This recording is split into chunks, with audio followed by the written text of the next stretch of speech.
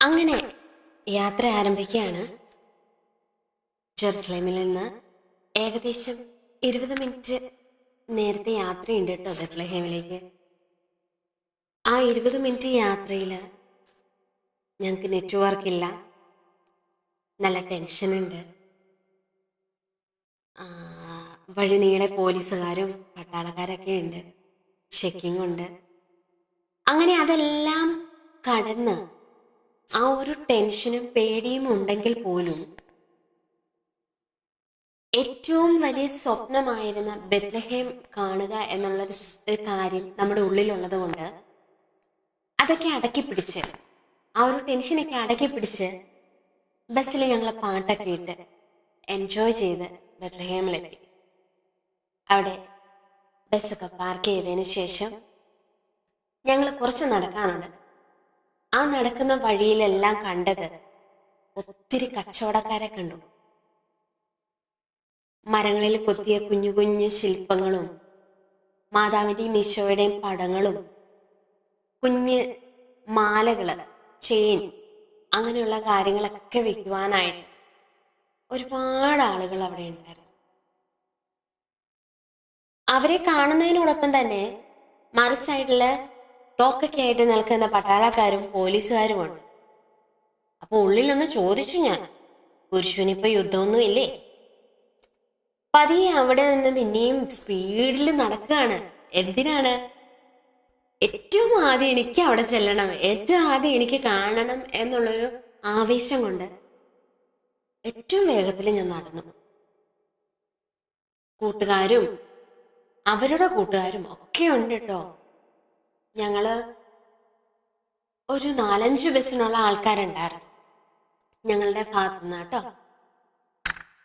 അങ്ങനെ ഫാമിലി ഞങ്ങൾ എസ്കലേറ്ററൊക്കെ കയറി ഞങ്ങള് ബെത്ലഹേമിന്റെ മുന്നിലെത്താണ്.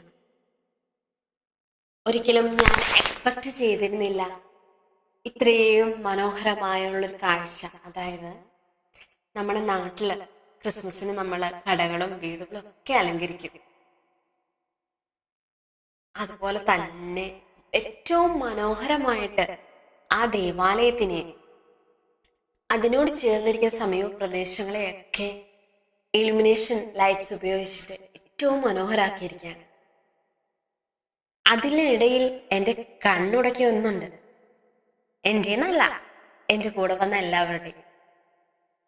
ഞാൻ എൻ്റെ ജീവിതത്തിൽ കണ്ട ഏറ്റവും വലിയ ക്രിസ്മസ് ട്രീ അത് ഞാൻ ആ ബെത്ലഹേമിൽ കണ്ടതാണ്. ഒരു ക്രിസ്മസ് ട്രീ എന്നത് ചിത്രത്തിലൊക്കെ കണ്ട അതിനേക്കാൾ മനോഹരമായിട്ട് ഞാൻ കണ്ടത് അവിടെയാണ്. ക്രിസ്മസ് ട്രീ മാത്രമല്ല, അതിനോട് ചേർന്ന് ഒരു നക്ഷത്രത്തിന്റെ ഷേപ്പില് അതിനകത്തൊരു കുഞ്ഞു പുൽക്കൂടും. ഒരുപാട് സന്തോഷവും ഒരുപാട് സങ്കടവും സമ്മിശ്രമായി ചേർന്നൊരു സമയമായിരുന്നു. ഇവിടെ എത്തുവാൻ എനിക്ക് എന്ത് യോഗ്യതയാണ് കർത്താവേ എന്ന് ഞാൻ ചോദിച്ചുള്ളിൽ. ആ പാട്ടില്ലേ, അർഹിക്കാത്തത് നൽകി നീ എന്നെ വന്ദനാക്കരുതേശുവേ,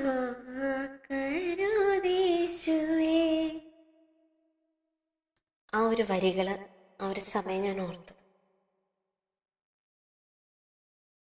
അങ്ങനെ ആ ട്രീയുടെ അവിടെ നിന്ന് ഫോട്ടോസ് എടുത്തു, പുൽക്കൂട് കണ്ടു. അവിടെ കണ്ടൊരു കാഴ്ച, നമ്മൾ ഇന്ത്യയിൽ നിന്നാണ് എന്നറിഞ്ഞപ്പോൾ നമ്മളെ കുറച്ചു നേരം അവർ മാറ്റി നിർത്തി. അതൊരു വിഷമമുണ്ടാക്കിയൊരു കാര്യമാണ് കേട്ടോ. ആ സമയം മറ്റ് രാജ്യങ്ങളിൽ നിന്ന് വന്നവരെയൊക്കെ യാതൊരു തടസ്സങ്ങളും കൂടാതെ മുന്നോട്ട് കയറ്റിവിട്ടു. ഇതെല്ലാവരും നോട്ടീസ് ചെയ്തോന്ന് അറിയില്ല, പക്ഷെ ഞാൻ കണ്ട കാര്യം ഞാൻ പറഞ്ഞതാണ്. അങ്ങനെ അവിടെ നിന്ന് ഒരു കട്ടൻ കാപ്പിയൊക്കെ മേടിച്ചു കുടിച്ചു. അവിടെ ഇഷ്ടംപോലെ കച്ചവടക്കാരുണ്ട് കേട്ടോ. ചോളം പുഴുങ്ങുന്നതും ചായയും കാപ്പിയും, നമ്മുടെ മസാല ചായ എന്നൊക്കെ പറഞ്ഞവർ നമ്മുടെ പുറകെ കൂടും. അങ്ങനെ അതൊക്കെ വാങ്ങിച്ച് കഴിച്ച് അടുത്ത ലക്ഷ്യം ക്യൂവിൽ ആദ്യം നിൽക്കാന്ന. It's not possible guys. നിങ്ങൾ കണ്ടില്ലേ എന്തോരാൾ, ഇത്രയും ആൾക്കൂട്ടത്തിനകത്ത് ഇത്തിരി പോണം ഞാൻ എങ്ങനെ മിന്നിച്ചെല്ലും. അങ്ങനെ ഇരുന്നപ്പോൾ ഞങ്ങളുടെ കൂടെയുള്ള ഒരു ചേട്ടൻ ഒരു അറബി പയ്യനുമായിട്ട് കൂട്ടുകൂടി. അവനോട് സംസാരിച്ച് അവന് ചെറിയ ടിപ്പൊക്കെ കൊടുക്കാന്ന് പറഞ്ഞപ്പോൾ അവൻ ഞങ്ങളൊരു 6 പേരെ ഏറ്റവും മുന്നിൽ അവൻ്റെ കെയർ ഓഫിൽ കൊണ്ടുപോയി. അങ്ങനെ ഞങ്ങൾ ആ വാതിലിൻ്റെ ഏറ്റവും മുൻപിലെത്തി. അത് കഴിഞ്ഞപ്പോൾ നോക്കിയപ്പോൾ പിന്നെ ഒന്നും ഓർമ്മയില്ല. കാരണം ഞങ്ങളുടെ പുറകിൽ മുഴുവൻ ഒരിന്ന ആൾക്കാർ നിമിഷ നേരം കൊണ്ട് പോയി. അങ്ങനെ അവിടെ നിന്ന് ആ വാതിൽ കടന്ന് അതിൻ്റെ ദേവാലയത്തിൻ്റെ ഉള്ളിലെത്തി. ആ ദേവാലയത്തിൻ്റെ ഉള്ളിലെത്തിയപ്പോൾ ഞാൻ ഓർത്തു, ഇവിടെ ആയിരിക്കും ഈശോ ഉണ്ടായത്, ഇപ്പൊ കാണാൻ പറ്റുന്നു. പക്ഷെ അങ്ങനല്ല, മുന്നോട്ട് ചെന്ന് കഴിഞ്ഞിട്ട് വേറൊരു വാതിലൂടെ കടക്കണം. സ്വർഗത്തിലേക്കുള്ള വഴി ഇടുങ്ങിയതും ഞെരുക്കമുള്ളതുമാണെന്ന് കർത്താവ് പറഞ്ഞിട്ടുണ്ട്. ഇതുവരെ എത്തി. അപ്പൊ പിന്നെ ഇനി 10 ഇടി കൊള്ളണമെന്നും മനസ്സിലായി. കാരണം അത്രയും തിരക്കുണ്ട്. അങ്ങനെ ആ വാതിലിന്റെ മുന്നിലെത്തി. പൊക്കം കുറവായതുകൊണ്ട് തന്നെ എന്നെ എല്ലാവരും അങ്ങോട്ടും ഇങ്ങോട്ടും തട്ടുന്നുണ്ടായിരുന്നു. സാരല്ല, അവിടെ ഞാനും എൻ്റെ കൂട്ടുകാരിയും കൂടി മനസ്സ് തുറന്ന് ഈശോയ്ക്ക് വേണ്ടി പാടി. കാവൽ മാലാഹമാരെ കണ്ണടയ്ക്കരുത്, കാലിത്തൊഴുത്തിൽ പിറന്നവനെ, അങ്ങനെയുള്ള പാട്ടൊക്കെ പാടി ഞങ്ങളിങ്ങനെ എക്സൈറ്റ്മെൻറ്റോട് കൂടി നിന്നു. ഒടുവില് ആ വാതിലും തുറന്നു. ആ വാതിൽ തുറന്ന് അതിൻ്റെ ഉള്ളിലേക്ക് കയറുമ്പോൾ എനിക്കറിയില്ല എനിക്കുണ്ടായ വികാരം എങ്ങനെയാണ് നിങ്ങളോട് പറയേണ്ടത്. കുളിര് കോരുകയാണോ, സങ്കടം വരികയാണോ, സന്തോഷമാണോ, എന്തൊക്കെയോ സമ്മിശ്രമായിട്ടുള്ളൊരവസ്ഥ. അവിടെ നിന്ന് നടന്ന് പയ്യെ പടികൾ ഇറങ്ങി ഒടുവില് ഞാനും എത്തി എൻ്റെ ഈശോ ഉണ്ടായ സ്ഥലത്ത്. മുട്ടുകുത്തി എൻ്റെ തമ്പുരാന് ഒത്തിരി നന്ദി പറഞ്ഞു. അവിടെ നിന്ന് എഴുന്നേറ്റിട്ട് അപ്പുറം വേറൊരു സ്ഥലമുണ്ട്. അവിടെ എന്താ അറിയോ, നമ്മുടെ ഈശോ ഉണ്ടായതിന് ശേഷം നമ്മുടെ ഈശോയെ മാറ്റിക്കിടത്തിയ സ്ഥലം. അങ്ങനെ അവിടവും കണ്ട് ഒടുവിൽ പുറത്തേക്ക് ഇറങ്ങുകയാണ്. അങ്ങനെ വെളിയിൽ ഇറങ്ങിയതിന് ശേഷം പിന്നെ കുറച്ച് നേരം കൂടി പുറത്തൂടെയൊക്കെ സ്പെൻഡ് ചെയ്ത് അതിനുശേഷം 4:30 വിശുദ്ധ കുർബാനയുണ്ട്. കുർബാനയ്ക്ക് വേണ്ടി വെയിറ്റ് ചെയ്തു. അപ്പോഴേക്കും നല്ല തണുപ്പായി കേട്ടോ. പല്ലുകൾ കൂട്ടിയിടിക്കാൻ തുടങ്ങി. അങ്ങനെ വിശുദ്ധ കുർബാനയ്ക്ക് കയറി. ഉറങ്ങിയില്ല എന്നൊന്നും പറയുന്നില്ല, ചെറുതായി ഉറങ്ങിപ്പോയി. എങ്കിലും എൻ്റെ കർത്താവുണ്ടായ ആ ദേവാലയത്തിൽ വിശുദ്ധ കുർബാനയിൽ പങ്കെടുക്കുവാൻ ഒക്കെ സാധിച്ചത് എൻ്റെ ജീവിതത്തിലെ ഏറ്റവും മനോഹരമായിട്ടുള്ള ഒരു ഏടായിട്ട് ഞാൻ മാറ്റിവെക്കുകയാണ്. എത്രമാത്രം എൻ്റെ കർത്താവിനോട് നന്ദി പറഞ്ഞാലും അത് തീരില്ല. അങ്ങനെ ഏകദേശം 6 മണിയോടുകൂടി വിശുദ്ധ കുർബാന കഴിഞ്ഞു. ഞങ്ങളെല്ലാവരും ഞങ്ങളുടെ ബസ്സുകൾ എവിടെയാണോ ഉള്ളത് ആ പാർക്കിംഗ് ഏരിയയിലേക്ക് തിരിച്ചുപോയി. ഞങ്ങളുടെ കൂട്ടത്തിലുള്ള കുറേ എണ്ണത്തിന് കാണാതെ പോയി.